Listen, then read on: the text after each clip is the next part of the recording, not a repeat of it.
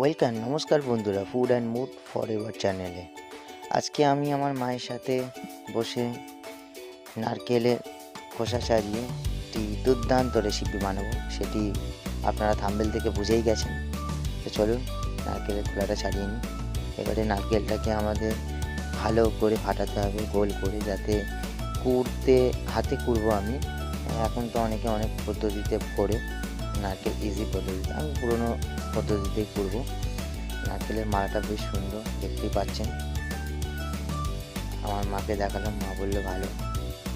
এইবার এটাকে একটু ভালো করে ভেঙে নেব। এবার এটাকে ভালো করে আমি কুড়ে নিয়েছি, আপনারা দেখতেই পাচ্ছেন কীভাবে আমি নারকেলটাকে কুড়েছি। আর নারকেল কুড়তে একটু সময় লাগে, কিন্তু হাতে কুড়লে নারকেল কোড়ার খাওয়াটা খুব দারুণ হয়। রান্নাটাও, রেসিপি, যে কোনো রেসিপি